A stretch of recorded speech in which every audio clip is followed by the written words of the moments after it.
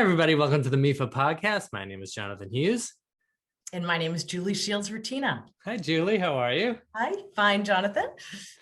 Now, we've had a run of great guests on the show lately, and that continues today because we're so excited to have Paul Curley on the show with us. He's the Director of Savings at ISS Market Research, but really, I just think of him and know him as one of the preeminent figures in the 529 world. In fact, anyone I think who's even a little bit involved in the field of 529s and college savings will know Paul Curley. He organizes the annual 529 conference every year, which brings the entire industry together to discuss developments and strategies.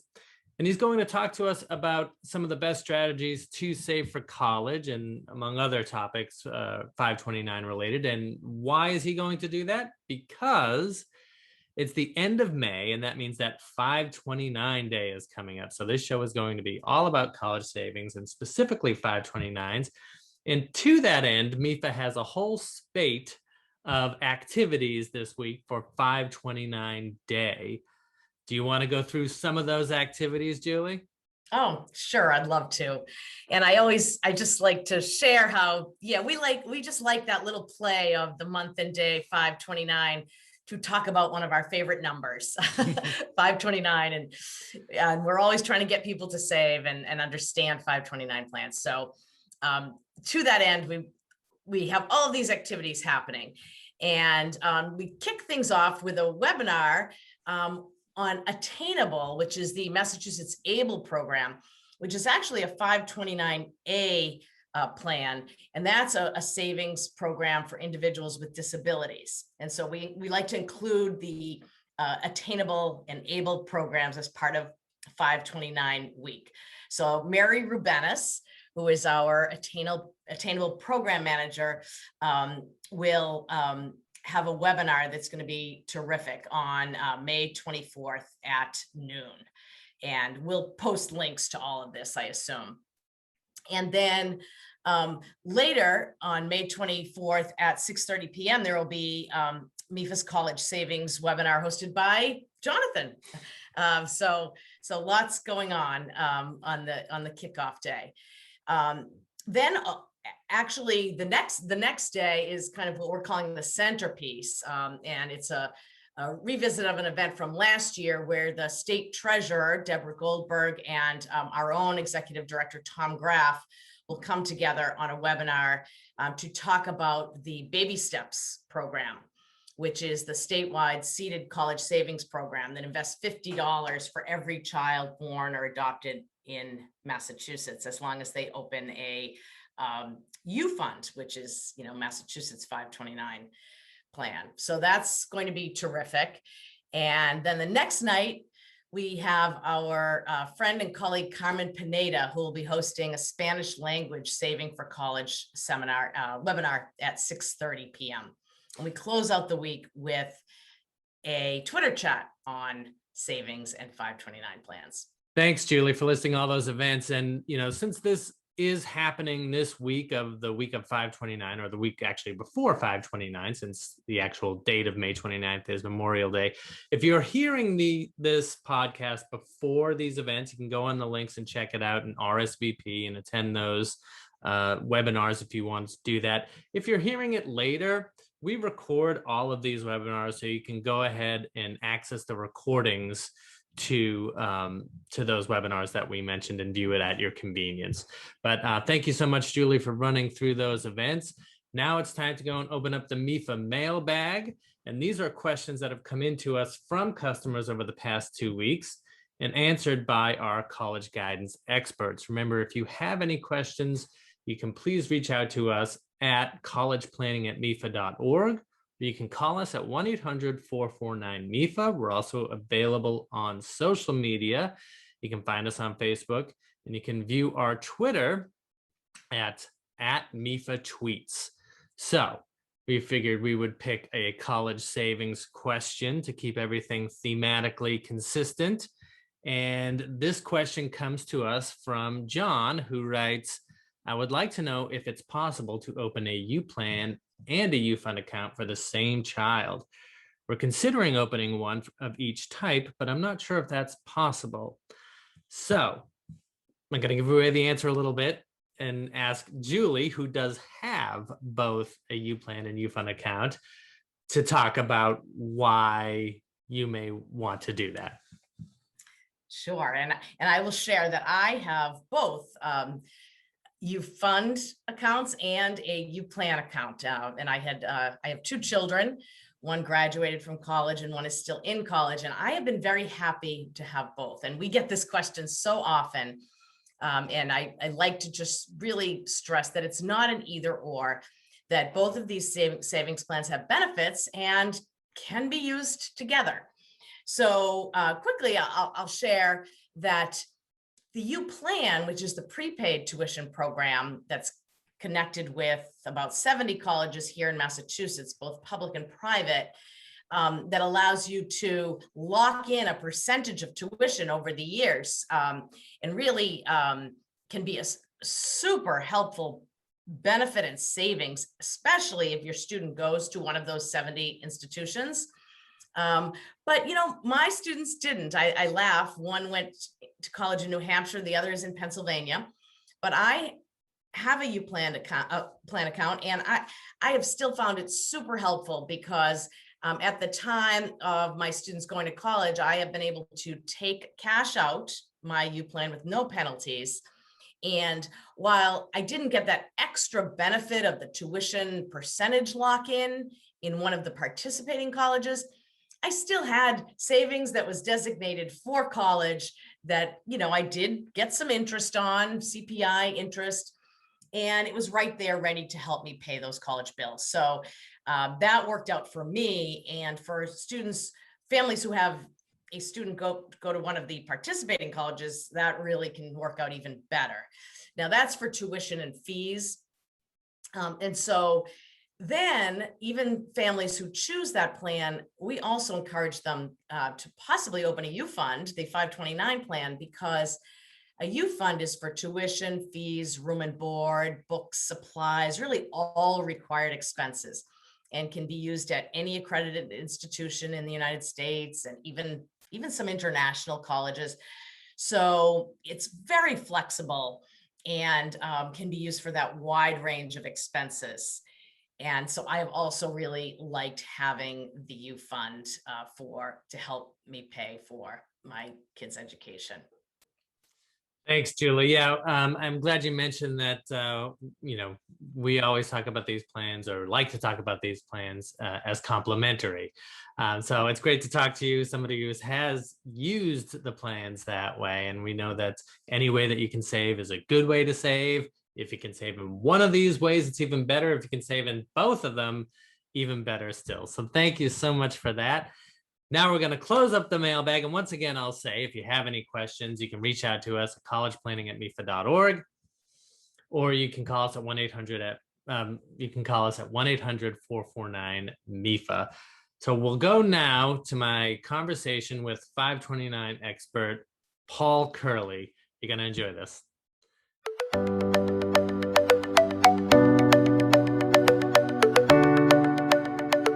Paul Curley is the Director of Savings Research at ISS Market Intelligence, and one of the more preeminent figures in the 529 world. As I said earlier in the show, he is the organizer of the National 529 Conference, which brings together experts and 529 providers from all over the country together, which will be taking place this November. And we're just thrilled to have him here on the MEFA podcast for our 529 day edition. Paul, thank you very much for being here. Thank you for the opportunity, and happy to help out in any way. How would you put, that was my own kind of version of what you do. How would you put what you do?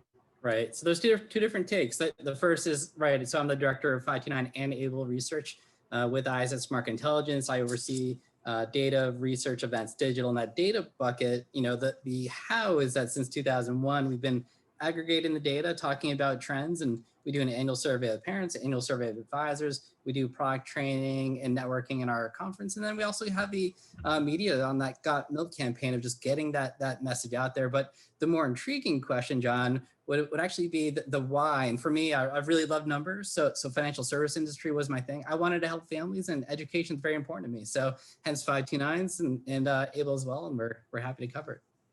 Moving right to it, if you had to convince young parents that it's worth it to save for college, what would you say to them, and why would you say a 529 in particular would be useful for them? Right. So from the perspective of it just being important to save and save efficiently and those small incremental sort of like stepping stones, to the ultimate goal of saving for college, there's the argument that saving for college, like having a dedicated fund or, say college fund will actually, increase the likelihood of one going to college. But of course, there's also all the different perspectives of, why college, that being that, in general, in our data, in our research, as is publicly available, like more education leads to more income, lower unemployment. As we saw, intriguing third element is actually in 2020, 2021, the trend in conversation being around also the type of work one does, right? So for me, I was able to telecommute and just be safer. So there's that safety element, that quality element of more education leading to, higher income overall, lower unemployment, and also quality of sort of work-life balance. Of course, now it's great to see my own beneficiaries as well. And why 529 plans? Broadly speaking, there's that benefit from the, tax, financial aid, and estate planning kind of benefits that 529 does have. But of course, there's also that just added element of just having a dedicated account and just being able to put in that for that long-term goal of saving and paying for education, just that automatic contribution, putting in that $50 a month, which helped out a lot of families, last year with the market volatility going up and down. And, for me, it's an 18-year goal. I still have 10 more years. So with the market down, it really didn't impact me because I was just putting in my X number a month, and it works for families. You said you do market research and researching trends. What are you seeing right now in terms of 529 investments? Well, and we take a much bigger picture as well. I mean, that savings rate of roughly 26, 28% is just mind blowing, because even in the 60s, 70s, and 80s, that higher threshold of an 18% savings rate was at the cap. Of course, that savings rate had kind of trended down, but all of a sudden, the big picture of more people saving overall, and then from that perspective, there's more people saving overall. There's more people saving for college and education, and then of course also using saving with a 529 plan as well. There's sort of like that element of now that all the different emergency funds are backfilled, and of course all the different stimulus payments as well, that kind of help people to have more revenue at the same exact time when it's just been in lockdown. It's just harder to go out and spend and travel and go out to restaurants, which I love to do. And but that being said, or as we all love to do, it's just that to that extent, more people are saving, so more people are using saving with 529 plans. I've had, as you, I imagine, have had conversations with parents, new parents, any parents really, in your day-to-day life about 529 plans, especially when you're talking about what you do for a living, and they might want to talk to you about what's the best way to save or which 529 plan should they invest in. Of course, we're not going to tell people what 529 plan they should invest in, but what should factor into their decisions when they're looking at that? Yeah, and it's very timely because we're cutting the data right now on our survey of parents, and the survey says, and of course also makes sense, is that first people look at what's the best performing 529s, and then from that perspective, what's the lowest cost 529 plan from that perspective. Looking at the state tax incentives that you may or may not have in your state, as Massachusetts does have for the for the MEFA plans. But also the fourth one is the user-friendly element, which is very intriguing. And of course, as I put it in my own common speak, the best gym is the one you use, right? So just making things super simple and just easy to use, all the better. And frankly, from my own independent third-party perspective, I think that for MEFA and obviously working through Fidelity, just that 2% credit card is a great way to have a very easy lift. And so you open the account, have that 2% credit card there, you start seeing it funded, the child's growing, and you're like, wow, they're getting older, and getting the gifting, platforms as your team does have, all the different sort of elements just makes it easier and easier for people to save. Now, one thing that I really found interesting when I was attendee at the 529 conference is that they gave a great overview of 529 plans, and we're kind of starting at the beginning here in the middle, which is odd, but if you could just walk people through, the origination of 529 plans and where they started and where they're going. When 529s were first sort of brought out, they were focused more on tuition inflation and ways that families can kind of combat that college kind of focus, that undergrad focus. There was that expansion of focus to those mid-career accelerators, retooling the skill sets or those looking for career changes. So not just college, but grad school. And what we saw over time, as it was for legislation, that expansion of 529s not just being for college, but K through 12 private school tuition, out to apprenticeships, the student loan side. So we've really seen an expansion of 529s for college to 529s being an educational goal, whether one is saving, paying, or even repaying side of the conversation as well. So. And one of the most important expansions you mentioned right off the top, which was the 529A program or the ABLE program. And I was wondering if you could talk about that. Yeah, for the, set up as a very similar tax structure, the 529 plans, and it was the same sort of tax structure. 529 is actually the tax code. And so the same tax code used for 529 as for 529A for ABLE accounts. And they really are, ABLE accounts, they are an investment vehicle that helps certain families with disabilities save for qualified expenses. And the intriguing thing element, for them is that there's a quicker usage cycle, right? So there's the ability to, put money in, get the state tax deduction in certain instances, have the assets grow, and then use the money for qualified expenses at a much quicker cycle than say for college, right? So for college, there's sometimes the 18-year window, or if you just graduated from college and perhaps saving for that MBA for in that 5 years down the road, or even if it's newborn using for K through 12, that's still a 5-year window. Where for ABLE, it's a much shorter cycle for putting the money in and using it for the expenses, and so they continue to grow and do quite well.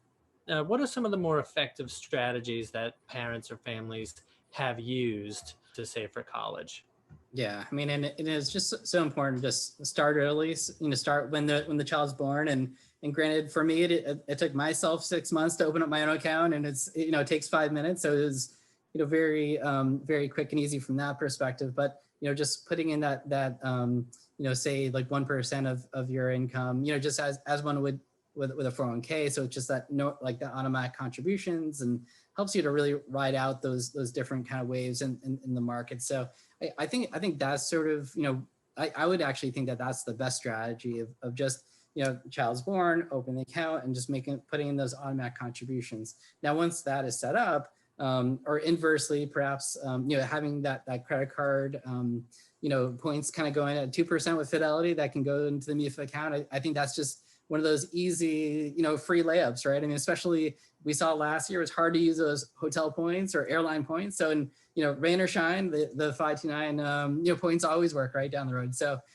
that's a great strategy. There's also the gifting and the birthdays, and I know for myself, I get a lot of noise making toys from in-laws and things that twist my ankle. So I always return those immediately and return it, put that money in the 529, and that's just a great way to kind of have multiple different kind of incoming contributions. And of course, the big theme and strategy that I'm trying to champion, and I think is a great strategy, is just having that employer channel automatic contribution coming in. You don't see the money, you're not thinking about it, you're not looking at the market, is it up or is it down, what's going on today in the news, and it just comes out of the account right into the 529 account, and it's just one more way to sort of just build that sort of goal of that college fund that can really kind of accomplish the goal. I think what happens too often is that people see like, oh, the price tag of whatever school it may be. I know that I was shocked when my undergrad all in was cracked the $30,000 per year number for tuition, room and board, but now it's more than double. So to the extent that it's, I just think a lot of it is just, starting early, starting with the small amounts. And then once you have the account, you think like, oh, what can I do to sort of, power up that account?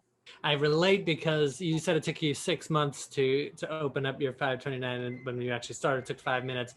Something similar in my case, but only I had actually enrolled 9 months. It took me 9 months to realize that I was putting money away because my wife had set it up an automatic withdrawal out of my checking account. So to your other point, that's a very effective way to do it. And I always talk about that. I always talk about the conversation I had with my wife where I said, we have to start putting money in my son's 529. She's like, we've been doing it for 9 months. I hadn't noticed because just out of sight, out of mind. Now, and another great strategy is actually to set up the account before the baby's born, because you can change the beneficiary from yourself or your wife to the child. So that I was about to say, when thinking and talking to you, it's like perhaps when you start sleeping more than 5.29 hours a night, that's when you should open up the 529 account. But it's like, wait, but you really don't have to wait until that number, that sort of stage at 6 months. Probably you can actually set up before, do the automatic contributions, that easy lift, as we were saying before. And then when you do start sleeping more than 5 hours a night, you're already there and you're out of the chute a little bit. So 529 plans are generally considered, I think, the vehicle of choice when it comes to saving for college. And can you tell me what we know about how popular they've become over the years?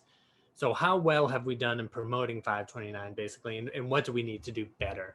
Yeah, and thinking about how there's 15.1 million 529 accounts out there, it translates into roughly 12% of family households, based on U.S. Census numbers. So roughly 12% of households, are saving with a 529 account.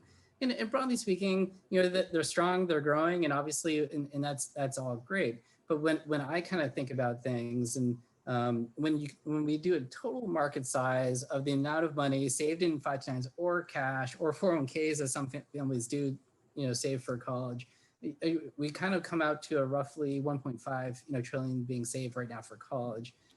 So we have the opportunity to get more people to basically move the money from cash over to 529s or all these other vehicles. The student loan debt numbers is now 1.7 trillion, going to 1.8. So as successful as 529s have been to getting that message out there, there's still a fairly large, significant opportunity to just get more people to save efficiently, start early with the baby steps, and I think we'll get there.